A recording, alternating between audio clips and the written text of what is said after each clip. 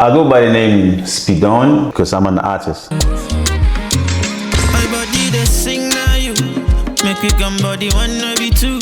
So many girls but now you I choose. I'ma give you my banana juice. My body. And then I gave this woman my CV. She was like, okay, you're good looking, you speak well, outspoken, you're very okay. I think we will hire you for the job. Okay, give us your CV and then we'll call you later. Okay. Pull out my CV, drop it on the table. She said, okay, see you later. So I forgot to close my bag. Okay. So I stood up, the CVs were all about, you know, bad luck enough. The CV to turn, you know, you can see security, waiter, this, that, food runner. She looked at it like, I'll pick up the chunks from the, the beddings and take my bag. I could not afford a thing. There was a day I got stuck in Dubai. I did not have transport fare. Oh my God. I slept in Union. You slept in Union. So without wasting time, I opened my boxes because I told you I came just with few pieces of dresses and I start selling. I passed through a lot of difficult times emotionally. The fact because of the time I wanted to commit suicide. Yeah, so I actually sent 3 million CF francs. Yes. And they made me a 1-month visa. I applied a lot. If you know what 8 months look like. I've been for 17 years, my dear, without a job. Yes, right. So as we let our own light shine, we unconsciously give others the permission to do the same. Welcome to Make This World. How are you doing today, gentlemen? I'm all right. Thank you for having me today. How are you? I'm fine, thank you. Thank you for taking out time from your busy schedule to be here with me to share your experience in the UAE, to inspire someone at the other end of the screen that there is light at the end of the tunnel. Okay, so to make my viewers understand who really is seated here with me today, because I know some of them know me already, so let's give the podium to him to briefly give an introduction of who he is, his name, how long he's been in the UAE, and what he does for a living. Okay, thank you very much once more for having me. Okay. So I go by the name Speedon, that's my artist name, but you can call me John, Roger. Okay. So but I go by the name Speedon, but many people call me Batman Speedon, Good Vibe Speedon. Okay. Because I'm an artist. Body wanna be two. So many girls but now you I choose. I'ma give you my banana juice. My body they sing now you. All right. I'm a creator, a man who value in love, family and purpose. Okay. So I ground myself with all that and put into my passion, my music and everything I do. Okay. So for my profession, I'm a personal trainer. Okay. And I came to the UAE 2015. Okay, 2015. From where? Yaoundé. Okay, from Yaoundé, Cameroon. Yep. All right, so with the brief introduction you've given us about who Speedon is, how would you describe yourself in 3 words? Passionate. Okay. Love. Okay. And success. All right, so let's get to what prompted you to leave your home country, and why did you choose coming to the United Arab Emirates? Just like every other young hustler, you know. Okay. In my 20s, I never really had in mind to travel out of Cameroon until I could really make it there. Not like there are no opportunities in Cameroon, but you know, along the line when you grow up, you see things, you see how people are outside living life and all that. And for a second, and as I was talking to my sister, she was in Libya. Okay. So she actually got a visa for me. That was 2014, late 2014, for me to go to Libya. By that time, there was Gaddafi stuff and all that. And along the line, and somehow I didn't go because of that. And I still keep up the grind in Cameroon. I was a taxi driver and I work in a library back in Cameroon. Okay. See, so I have a very long story. I don't want to go just go into details. Okay. So, and my brother traveled to Dubai. That's what even started motivating me. Like, okay, I can travel. Okay. So then, boom. That's just what motivated me. And then I'm like, okay, Dubai is the place I can easily go there because I don't have enough money. I wanted to go to the US there, but Oh, okay. Because sometimes I've interviewed people here who told me it's budget friendly. That's why they chose the United Arab Emirates. So that story keeps on coming about it being budget friendly. Right. You don't have to go for multiple embassy appearances. All you need to do, just send your money. Visa is out in 2-3 days. You just pay your flight and it's cheap. Exactly. You come over. Now they are even making it a little bit complicated that you have to do show money. So People before, are like, that's not, that's too much. before you just have your $10. You travel. Yeah. Okay, so let's get to the first impression upon arriving in the UAE. Let's start with the weather condition. Okay. How was the weather condition when you arrived? I thought the weather was hot, Okay. But when I got to Dubai, oh yeah. From the airport, I started feeling the heat. But I love the environment, it was clean and nice. Okay, so what about the accommodation? Just give me your first impression about the accommodation. Like when they told you, okay, this is where you're going to stay. What ran through your mind in 2015? No, my story is kind of a little bit different, right? It wasn't like those people that they told them that, but this to that. No one really gave me a brief, But did you make any research? I didn't really make research. My brother was here, so I don't care. Like, okay, I'm just going there to meet my brother. Your brother, here. okay. Yeah. So I went there, he was in a company accommodation. There were 4 of us in the room, and I was okay. It's later on I get to even notice that there's bunk beds, there's that, So my own is kind of different because some people, they tell them, the Dubai is that, So me, no one really, sold out the Dubai dream to me like big now. Oh, okay. Yeah. All right, so let's go down memory lane. Who was Pidon in their home country? So you just give us a summary of your life before moving to the United Arab Emirates. Okay. Every other Cameroonian, every other young hustler, Pidon was a young guy who's hustling, don't really have a particular job because of the condition in Cameroon. Okay. You want to survive by all means. Okay. Okada driver, Okay. Clando driver, Okay. back to Yaoundé, cleaning cars, Okay. and working as a private driver for one of Cameroon artists called Dada Mania. Okay. And from there, private driver, and then before you to the UAE. Okay, so you said Clando driver. Clando, Okada rider. But people who don't know Clando, is this like city to city or town to town petty cars? Exactly. Personal petty cars that take people, with some a little bit cheaper fare. Yeah. So where did you do the Clando driving? That was back in my village in Bengui. Oh, okay. So it's not that. I'm a boy, by the way. Yeah, no, because my thought process was, how did you do that in Yaoundé? It means you had Yaoundé on your palms, knowing the small localities and so on. No. I did that back in Bamenda. Okay, all right, that is easy to maneuver that. Yeah. All right, so let's get to the dynamics. Let's shift the dynamics from your experiences to the topic of love in Dubai. I know you're married, you came here with your wife. Shout out to her, she's behind the screens, guys. An amazing, young, fine woman. Yeah. All right, so what is your own opinion about the dating scene in Dubai? I cannot really give you a good perspective on that because I came to Dubai, just spent a year or 2, and then I got married. Okay, so all right. I didn't really experience it. Yeah. But you have friends that are still single. I do. So what is the dynamic like? Because I've interviewed people who their stories are not smiling. So what is your own perspective from the information you get from your friends? Like, what is the dynamic of love in Dubai?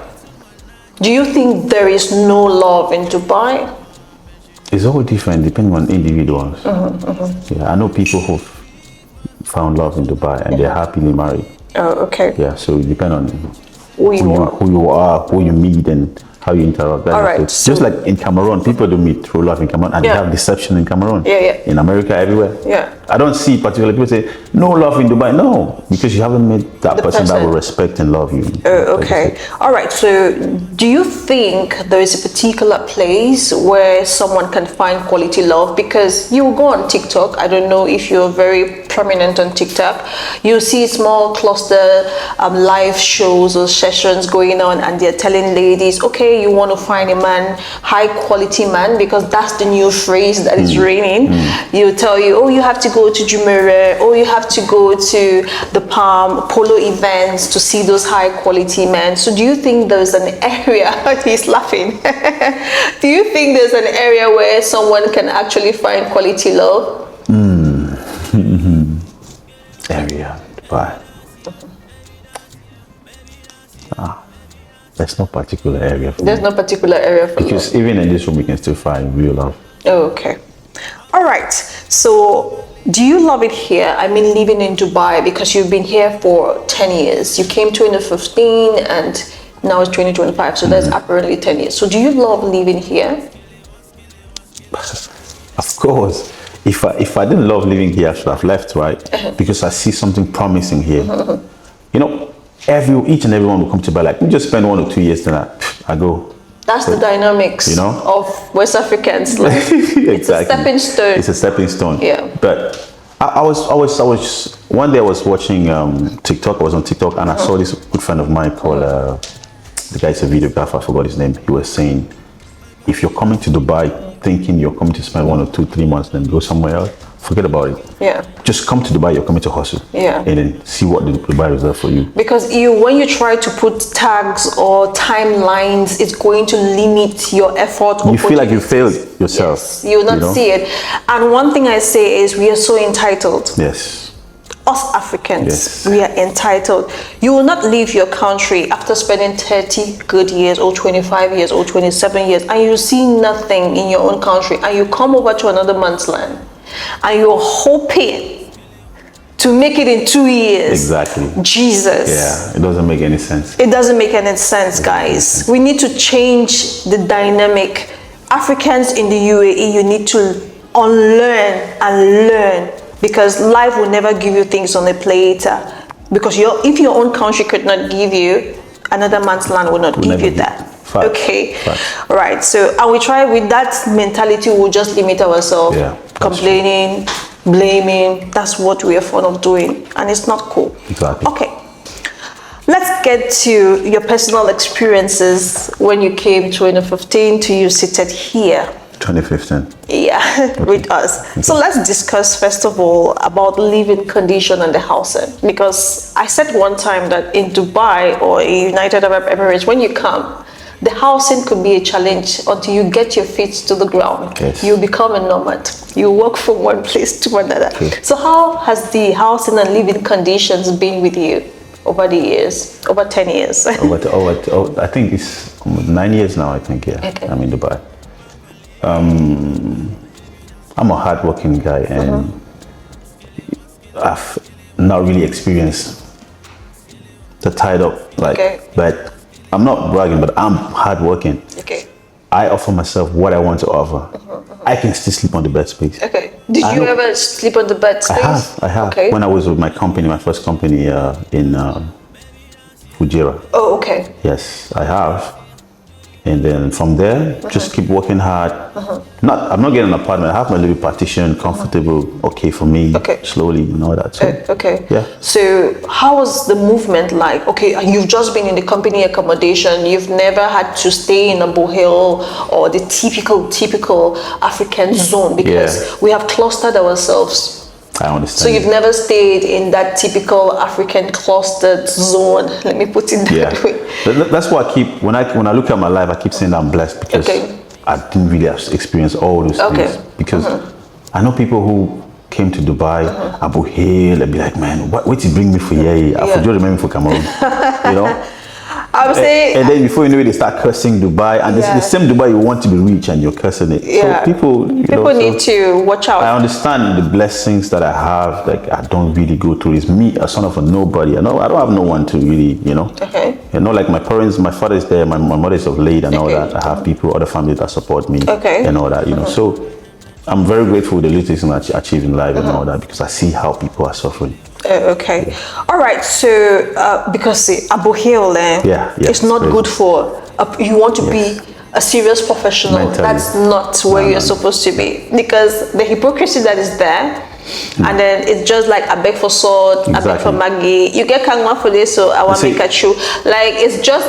they say your life is the environment you live in. You know, so living in that kind of place, it gives you a very low kind of IQ mentality. Not like smart people don't live there. Okay. Don't get me. But smart people do live there. But I think if you want to elevate yourself as an African who immigrates here to hustle. Yeah. You have to learn to get out of Abu Hill. Because I know locals who are living in Abu Hill that are really okay. I have clients even there that pay me good money. But if you come here to hustle and you feel like you're not really getting what you want, try to shift from Abu Hill. Go somewhere else. Try somewhere else. The environment really matters a lot. Yeah, okay. So let's get to the job hunt and employment, because Africans, the West ones, we face a lot when it comes to that sector. So how has the job hunting been through the 10 years employment? How have you shuffled that over the years? Yeah. You see that. It brings me to COVID and all that job. So let's start with when you came. How did you came with the 3 months? No, it was 1 month. And I came with the 3 months that time. It was 1 month and 1 month renewable. Yeah. Because I came approximately a year earlier. Okay. So it was just like 1 month renewable. Yes. So it's 2 months. It's crazy. Yeah. So when I got here, it's a very, very interesting story. It's quite long, but I'll make it very brief. You know. I didn't, back in Cameroon, we don't do nothing. We just hustle. We don't learn no trade like we. Without plans, you just came here, boom. So went on to business, applying for jobs. Saw this job. Said they need a cook. Okay. A chef. Sorry, they need a chef. Have you ever been a chef before? Never ever been a chef before, right? So get dressed. Went for this interview. It was an open interview. Okay. I was having a good conversation with the manager. Brought out my CV. I even asked my brother to do a CV for me, and on the CV was cook, not even a chef, cook, and everything to the detail. So the guys tell me, okay, John, what have you done? I said, no, these things I've done them in Africa. I've done this, that. Okay, on my CV, took my CV, put, okay, give us some French fries mixed with what I can't really remember. And then when I picked the knife, the guy looked at me like, are you sure you work in the kitchen? I'm like, yeah. It's okay, go ahead. The staffs were there looking at me, the manager, some of the customers that were eating, because it was open kitchen. Yeah, they were looking at me. I never felt embarrassed my whole life like that. So that's why I never forget that experience in Dubai. That's one of the experiences that really shaping you, like you need to learn. I need to learn. So I was standing there. The guy took my CV again.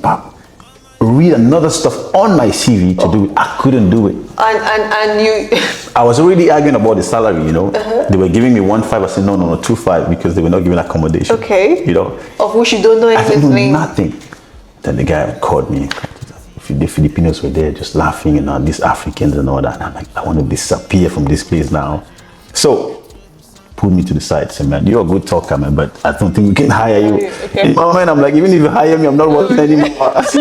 So I left that place. I'm like, if you guys call me, I'm not coming back. So when I went back home, I really messed up. Yeah, you need to learn. On YouTube every day, start watching videos. I didn't know what was the sound reach, nothing. I know about sound reach, not how to do it, the ingredients and all that, because they asked me to do a song. I couldn't. So I started, before you know it, I have just 1 week left for my visa to, boom, they called me for this interview again. Okay. Chef. So I went prepared now. Okay. The guy told me, can you do burgers? I'm like, yeah, which one do you want? I want to come for a trial. At the interview, because the restaurant was in Kalba. Okay. Far. And then say, can you, I told them, no, I don't want to talk too much. Let's do a try. I can give you this. I said, okay, you're good. Are you ready to relocate to food? I said, no. I said, okay, tonight, yeah. Boom. That was the interview. Okay. So I went there with positive energy because I know what I was talking about. Went there the next day.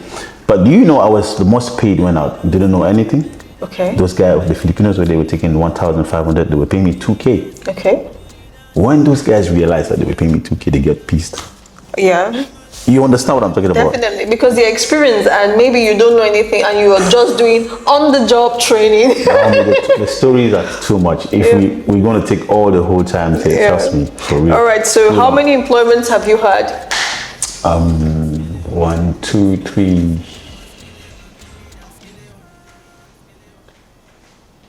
3. 3. Yeah. So what was, okay, you started off Chef. like a chef, yeah? The chef and personal trainer. Oh, okay. So you, from the chef job in Yes. Fijera, Yes. you had to move, Move to Dubai. yeah, to become a personal trainer. No, I still moved to be still doing chef. Yes.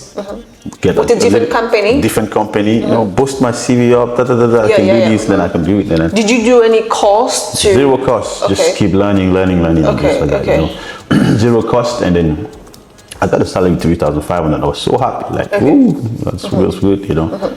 Worked there for a couple of times. Then now I plan. I had this my friend, Mr. King's brother of mine in Nigeria. So together we were discussing. We saw the personal training thing, how guys are, you know, cashing out, working and all that.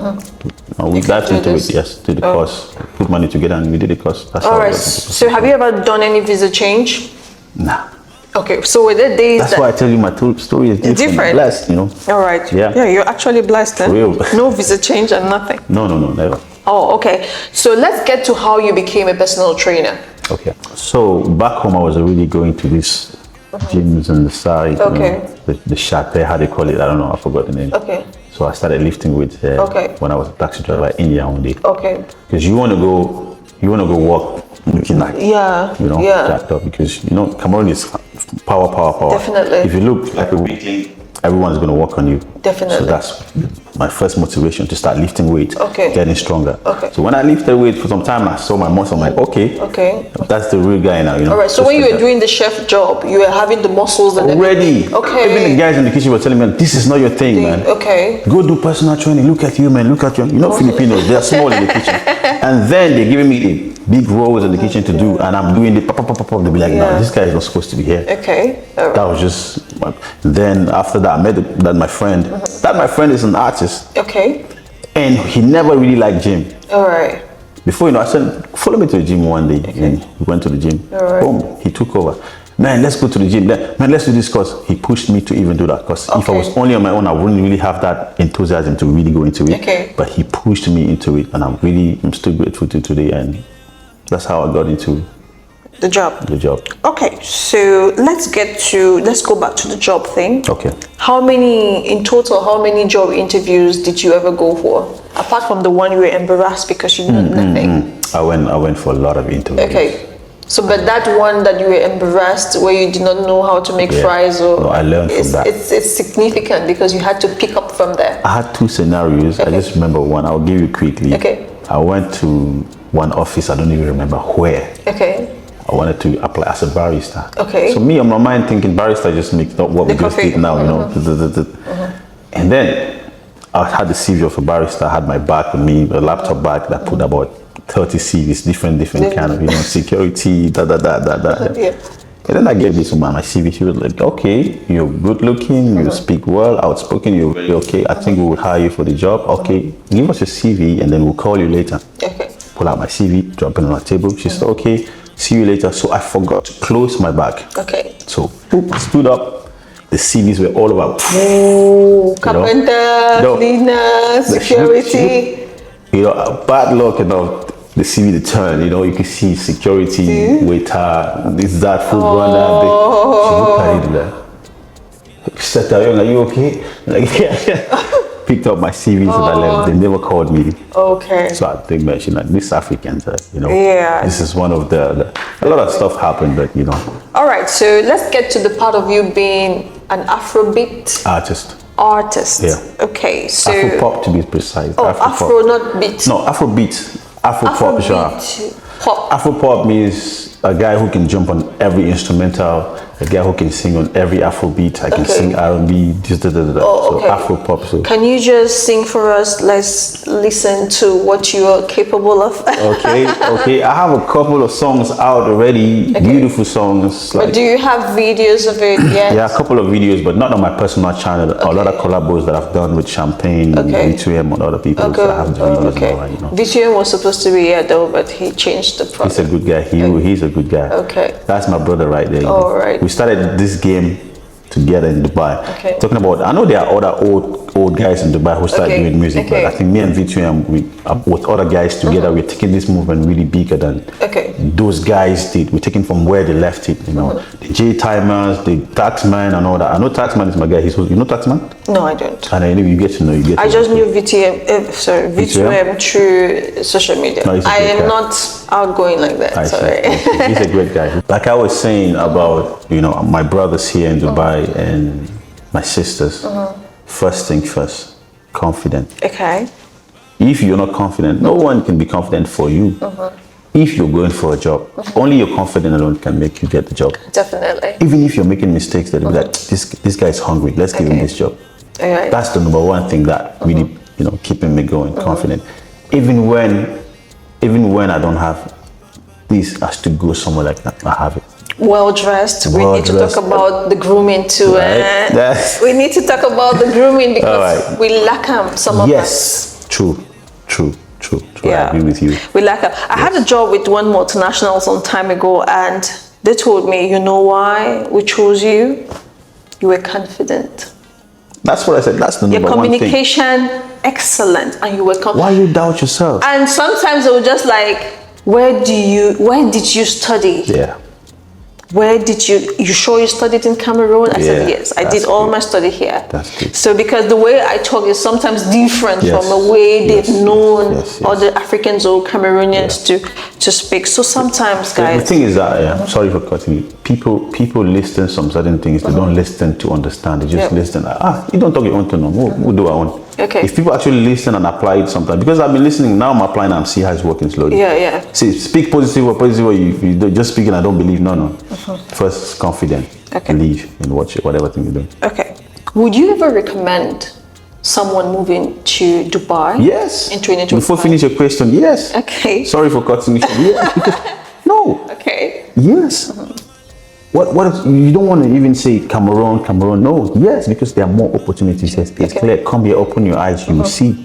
It's safe here. Okay. There's more money here. Okay. It's more developed here. Okay. More educated here. More things. I learned a lot when I got here. Oh, okay. You know? So, if you were to advise someone to come here, what are the key things you would tell that person? Learn something. Okay. Don't just come. Just if you have it in mind, come here, learn something. Okay. If I come here, what can I do to support myself? At least even one, and then come. Focus on that thing, and if you get something on the side, go first for that. Sharpening what you're doing. Just like what I'm doing, I'm saying what I'm doing. I love my music. What can I support my music with? Personal training. Okay. Love both. This is what would push you here. Chase your goals, but keep your work going. No one will come give you 10,000 because you can sing well and you sing more than who. Support yourself, great there, let the people discover you. I'm talking for me, exactly. So compare this to every other thing that you're doing. That's just it. Oh, okay. All right. That's good. Thank you. So how would you describe the United Arab Emirates in 3 words? First, place of opportunities. Okay. A place where you learn real lessons. Real life lessons. Because you know they call it me for house we could give you chopo. Definitely. Even your neighbor they cook so you hear the flavor. If you don't know you know will give you chopo. Definitely, you're right. So you learn real life lessons. If especially when you come here on your own, you don't have a sister, brother. And then lastly, what else Dubai can? What was the last question again? Yeah. Describe UAE in 3 words. Yeah, I give 2 or 3 words. And then lastly, you know, you need to put it in your mind that UAE is a place of gold. You will find the gold. Okay. Put that in your mind. Put in the work, Put in the work. It will not meet you. Believe it. You know, that's just it. Okay. So what advice would you give those struggling in the United Arab Emirates, especially your brothers and sisters from West Africa? Guys, sharpen up your skills. Sharpen up. That's just it. Sharpen up. If another human being is doing it, you can also do it. You don't have 2 heads. It's just that I have more confidence. So where is your confidence? Build it up. Sharpen up. Okay. Embrace it. That's it. All right. 9 years in the United Arab Emirates. Yes. I've been saying 10. Sorry, guys. It's 9. My calculation was wrong. Yeah. 9 years in the United Arab Emirates. Let's see if the UAE has gone through you. Name 3 words in Arabic and tell us what they mean in English language. This one used to bust some people's brains. Yes. I was telling one of my friends that I've been here for like 8-9 years, but I can't speak Arabic. Okay. Right? But a couple of words, because I was even thinking of doing a song in Arabic. Okay. Not in Arabic, in some slangs in Arabic. Okay. Like yalla, habibti. Yalla means come, right? Yeah. Kalas means finish. Okay. Habibi means a man, a guy. Habibti means a lady. Okay. All right. Yeah. All right. So on the final note, can you give a message of appreciation to the rulers of the United Arab Emirates? Because from me, they've done well. The level of leadership that I see here, I got to see the real definition of leadership in this country. They talk, they put the work, you see it. You can see me nodding my head. Everything you're saying is aligning with what is in my mind, my mind, right? Because people have to start appreciating these guys, because you see guys that love their people, love their country, love their own self. They give less work to their locals, then you come in, work, we buy you guys, you work for us. Appreciate these guys, learn from them. The learning part is real. Look at what they turn a desert into. Yeah. Respect for them. Yeah. Big respect for them, big energy to keep it, and they're still growing. Yeah. Because I can tell you, the rapid development in Dubai is crazy. Definitely. I go back home, I'm not saying bad things, but the same. It's not you're saying reality. The same pothole I left like 10 years ago, I will still meet it when I go. I even met old friends of mine that were taxi drivers. They're the same. You can tell how people are locked up in the box, but they don't see.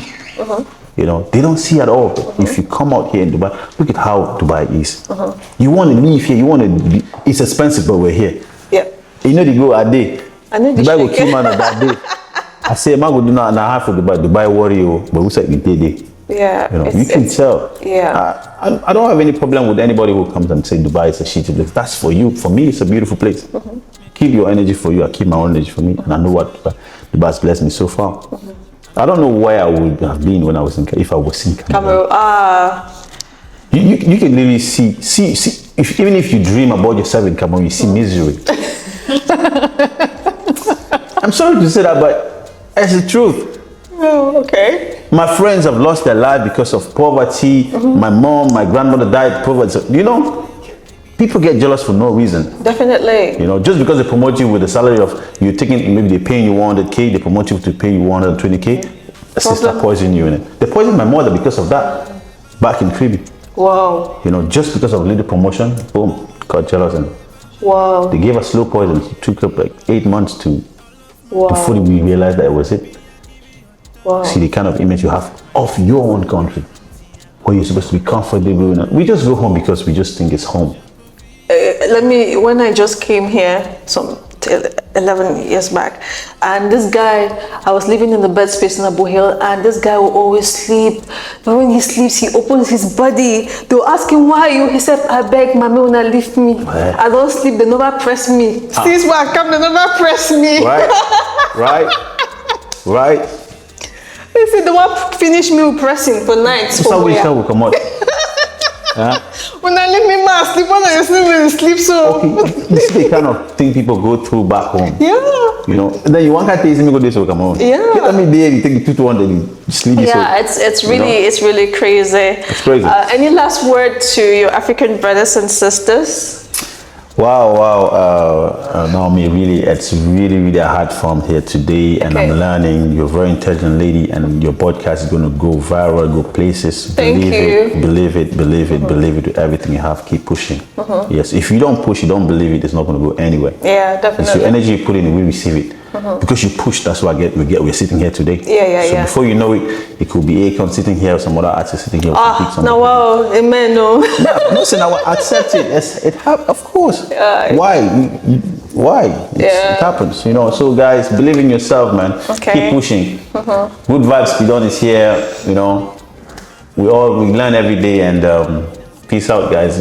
Let's not talk too much and waste much of your time, you know. All right, guys, thank you so much. It was an amazing conversation and discussion I had with this wonderful, handsome young man. Please, guys, ladies, he's married. His wife is behind the screens, okay? All right, so it was an amazing one. Hope you picked up something that was good, because he said some very good words and of value that will help you to maneuver through life. Thank you, guys. Okay, I really appreciate that if you've watched up to this minute, then you're my real MVP. If you've not, then subscribe or share it to your brothers and sisters to join the race of inspiring others. Thank you so much, guys. Remain blessed, okay, and always put a smile on your face, because there's light at the end of the tunnel. Bye bye, keep blessed, and that's the end.